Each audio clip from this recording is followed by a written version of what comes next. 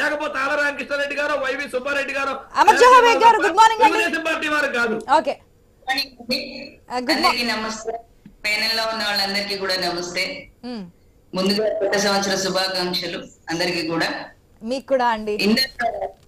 మాట్లాడిన వాళ్ళందరి మాటలు విన్నాను, శ్రీధర్ గారు కూడా మాటలు కూడా విన్నాను. సార్ నేను ఒక సబ్మిషన్ కాదు, కరెక్షన్ చేసుకోండి. వైఎస్ఆర్సీపీ పార్టీలో కాంగ్రెస్ అనే పదం లేకుండా మీరు ప్రజల్లోకి వెళ్ళే ధైర్యం చేయగలుగుతారా? కాంగ్రెస్ అనేది లేకుండా వైఎస్ఆర్ గారు కాంగ్రెస్ పార్టీ ముఖ్యమంత్రిగా పనిచేశారు. వైఎస్ఆర్ గారు రాజకీయ ప్రస్థానం మొదలైంది కాంగ్రెస్ పార్టీతో, రాజకీయ గమనంలో కాంగ్రెస్ పార్టీతో, ఆయన మరణం కూడా కాంగ్రెస్ పార్టీలోనే.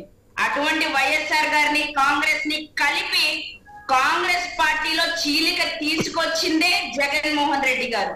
అలాగనే ఏదైతే మీరు మాట్లాడుతున్నారో బూతుల గురించి, బూత్ కమిటీల గురించి, వాటి గురించి, ఇవన్నీ చూసుకోవడానికి కాంగ్రెస్ పార్టీ కార్యకర్తలుగా మేము ఉన్నాం. మాకు పదవులతో అధికారంతో అవసరం లేదు. కాంగ్రెస్ పార్టీ అంటారు కదా, గరిక లాంటిది, గరిక తిన్న గాడిద పోవాల్సిందే తప్పించి కాంగ్రెస్ పార్టీ ఎక్కడికి వెళ్ళదు. కుటుంబంలో చీలిక వచ్చింది, చీలిక చేసింది కాంగ్రెస్ పార్టీ అంటున్న వంటి వ్యక్తులు బాబాయిని గొడ్డలతో నరికి చంపినప్పుడు తన తోటి సహోదరికి న్యాయం చేయలేని జగన్మోహన్ రెడ్డి గారిని చూసి ఏ చెల్లెలు కుటుంబంలో ఉంటుందనేది ఆలోచించాల్సింది మీరు. మీ కుటుంబంలో చీలిక తీసుకొచ్చింది మీరు.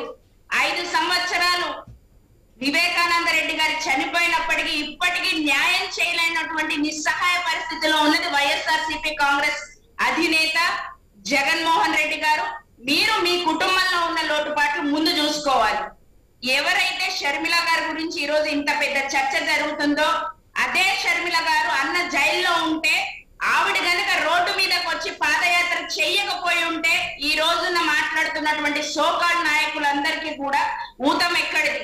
కాంగ్రెస్ మీరంటున్న వైఎస్ఆర్ పార్టీ అధికారంలోకి వచ్చేదా? ఆలోచించుకోవాల్సింది మీరు. మీలో ఏమున్నాయో మాట్లాడుకోవాల్సింది మీరు. దాన్ని తీసుకొచ్చి వేరే పార్టీల మీద పెడతామంటే అసలు చీలికలు తీసుకురావడం, చీలికలు చేయడం వైఎస్ఆర్ పార్టీకి వెన్నెతో పెట్టినటువంటి విద్య.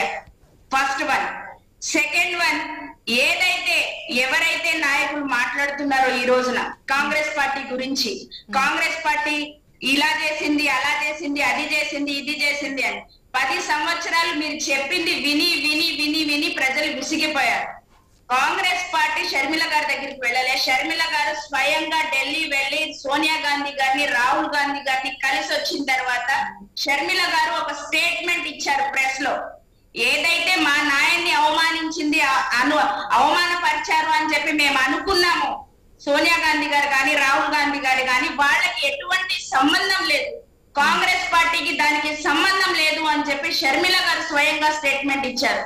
అంటే కాంగ్రెస్ పార్టీని ఏదైతే వైఎస్ రాజశేఖర్ రెడ్డి గారు ఆశగా శ్వాసగా బతికినటువంటి కాంగ్రెస్ పార్టీని భూస్థాపితం చేసింది. అధికార దాహం కోసం, అధికార మతంతో, సీఎం పీఠం కోసం భూస్థాపితం చేసింది వైఎస్ జగన్మోహన్ రెడ్డి గారు.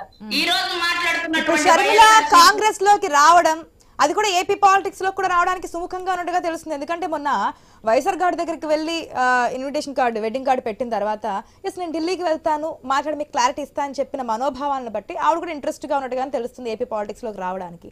మెయిన్ రీజన్ ఏమనుకోవచ్చు? ఇప్పటి వరకు లేదు, స్తబ్దుగానే ఉంది కాంగ్రెస్ పార్టీ. మీరు అంగీకరించినా అంగీకరించకపోయినా ఏపీలో కాంగ్రెస్ పరిస్థితి అందరికీ తెలిసిందే. సో ఇటువంటి సిచ్యువేషన్ లో షర్మిల కాంగ్రెస్ లోకి రావడానికి మెయిన్ రీజన్ ఏమనుకోవచ్చు? మీరేమనుకుంటున్నారు? కాంగ్రెస్ పార్టీ దేశంలో అన్ని వైపుల నుంచి కూడా అధికారంలోకి వస్తుంది. అటు కర్ణాటకలో చూడొచ్చు, ఇటు తెలంగాణలో చూడొచ్చు. ప్రజలు మరీ ముఖ్యంగా దక్షిణాది రాష్ట్రాల్లో ఉన్న ప్రజలు కాంగ్రెస్ పార్టీని కోరుకుంటున్నారు. లోకల్ ఎక్కడైతే గ్రౌండ్ లెవెల్లో ఉన్నటువంటి పేద బడుగు బలహీన వర్గాలందరూ కూడా కాంగ్రెస్ పార్టీ నాయకత్వాన్ని కోరుకుంటున్నారు. దీన్ని ఎవరు కూడా కాదనలేని సత్యం. తెలంగాణలో కూడా ఏదైతే కాంగ్రెస్ పార్టీ గెలిచిన తర్వాత ఇటు ఆంధ్రాలో కూడా ప్రజలందరూ కూడా కోరుకునేది ఏమంటే ఇక్కడ కూడా కాంగ్రెస్ పార్టీ గెలిస్తే బాగుంటుంది, ఇక్కడ కూడా కాంగ్రెస్ పార్టీ అధికారంలో. షర్మిల వల్ల కాంగ్రెస్ కి అంత మైలేజ్ వచ్చే అవకాశం ఉందనుకోవచ్చు. ఇంతకు మించి పెద్ద నాయకులు ఉన్నారు, ఇప్పటి వరకు పార్టీని భుజాన్ని వేసుకొని మోసినటువంటి వారు ఉన్నారు. పార్టీ మారకుండా, ఒక నిమిషం, కాంగ్రెస్ పార్టీ ఏపీలో ఎటువంటి పునర్జీవనం లేకుండా ఉన్నప్పటికీ కూడా పార్టీని నమ్ముకొని చాలా మంది ఉన్నారు ఇంకా ఏపీలో. కాంగ్రెస్ పార్టీ తరపున. కానీ వారందరి వల్ల కాదు, ఇప్పుడు షర్మిల వల్ల వస్తున్నారు. అది ఒకటి. షర్మిల వస్తే చేరికలు జరుగుతాయి. వైఎస్ఆర్ సానుభూతి పరులు ఎవరైతే ఉంటారో ఆ కుటుంబానికి సంబంధించి ప్రేమ ఆర్కే కామెంట్ చూస్తున్నాం, నేను వైఎస్ఆర్ కుటుంబ సభ్యులతోనే ఉన్నాను, షర్మిలతోనే వెళ్తాను. సో ఆ చేరికల ద్వారా బలం చేకూర్చే ప్రయత్నమా, ఎట్లా చూడాలి?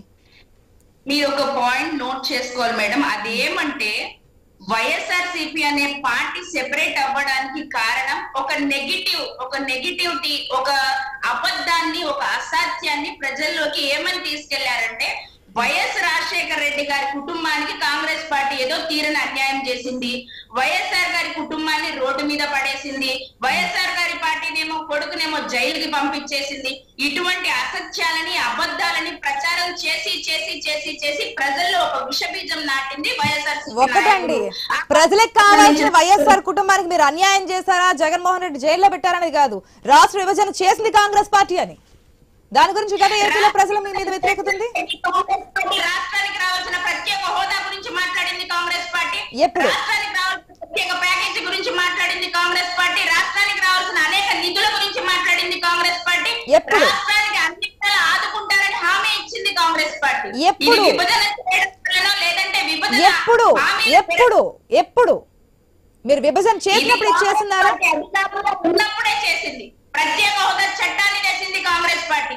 ఇవన్నీ కూడా మీరు ఒకటి సబ్మిషన్ చేసుకోండి, కాంగ్రెస్ పార్టీకి అందరూ కలిపి అన్ని పార్టీల వాళ్ళు కాంగ్రెస్ పార్టీ అన్యాయం చేసింది, కాంగ్రెస్ పార్టీ ద్రోహం చేసింది. మనం చూస్తూనే ఉంటాం. నిజం గడప దాటేలోపు అసత్యం ఊరంతా ప్రచారంలో ఉంటుందని అంటారు. మీ పార్టీ నాయకులు చెప్తున్నారు. తెలంగాణ పాలిటిక్స్ లో మీ ప్రధాన అజెండా ఏంటండి? తెలంగాణ ఇచ్చినటువంటి పార్టీ అని చెప్పి మీరు అధికారంలోకి రాలేదా పక్క రాష్ట్రంలో? ఒక నిమిషం శ్రీధర్ గారు ఒక క్వశ్చన్ అంటే ప్లీజ్. శ్రీధర్ గారు. మేడం చాలా పాయింట్స్ క్లారిఫికేషన్ ఇవ్వాలండి.